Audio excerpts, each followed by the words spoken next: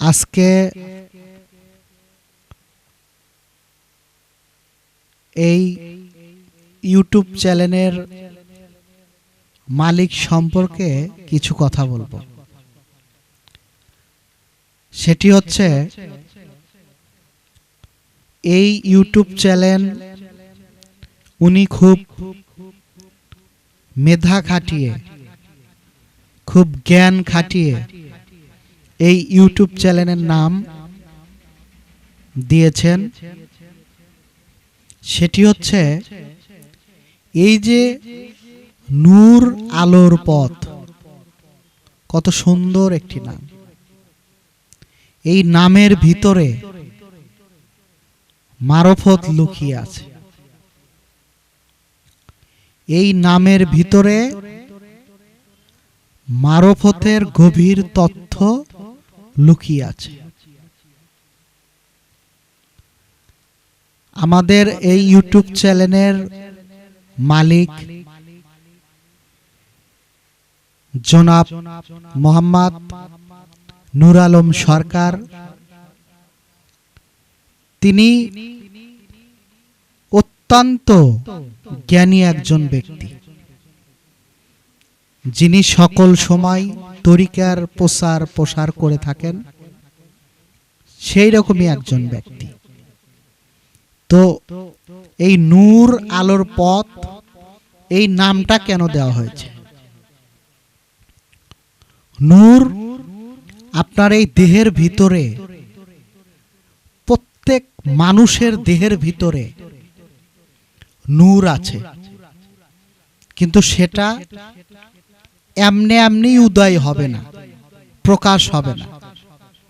সেটা প্রকাশ করতে গেলে এই দুনিয়াতে যত ওলি আউলিয়া গাউস কুতুব এই দুনিয়াতে এসেছে, তারা এই নূরকে প্রকাশ করেছে একমাত্র নিশিরাতের ইবাদত ধারায়। এই নূরকে প্রকাশ করেছে, জাগ্রত করেছে।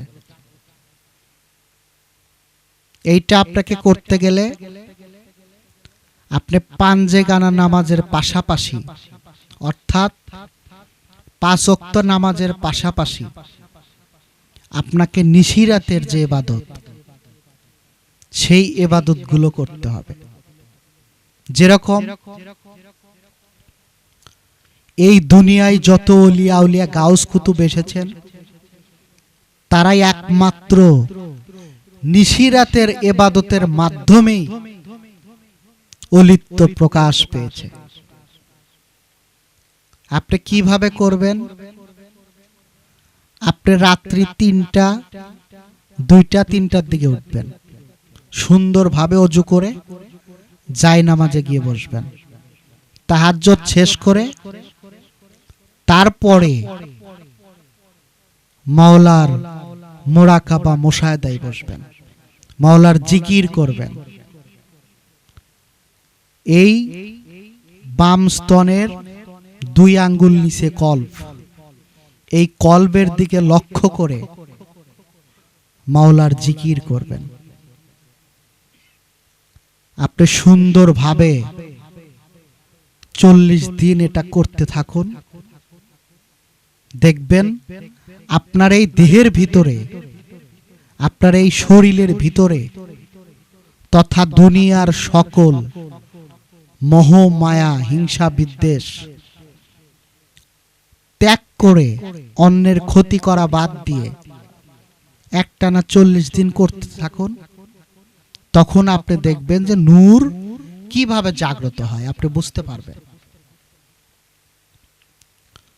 তো এই চ্যানেলের যে নাম নূর আলোর পথ, এখানে আপনার প্রকাশিত হতে হবে। প্রকাশিত, যেটাকে বলা হয়েছে নূর মানে নূর, এই দেহের ভিতরে নূর আছে। আপনাকে আলোর পথে চলতে হবে। এই জন্য বলছে যে আলোর পথে চলো। পথ এইভাবে বিশ্লেষণ করে এই চ্যানেলটির নাম দেওয়া হয়েছে। তো আপনি কিভাবে জিকির করবেন সেটা আপনাকে বলে দিচ্ছি। আপনি কিছুক্ষণ মোরাকাবায় বসবেন, মাওলার ধ্যানে বসবেন। এরপরে আপনি জিকির করবেন, লা ইলাহা ইল্লাল্লাহ, লা ইলাহা ইল্লাল্লাহ, লা ইলাহা ইল্লাল্লাহ, লা ইলাহা ইল্লাল্লাহ, লা ইলাহা ইল্লাল্লাহ, লা ইলাহা ইল্লাল্লাহ, লা ইলাহা ইল্লাল্লাহ, লা ইলাহা ইল্লাল্লাহ, লা ইলাহা ইল্লাল্লাহ, লা ইলাহা ইল্লাল্লাহ, লা ইলাহা ইল্লাল্লাহু মুহাম্মাদুর রাসূলুল্লাহ।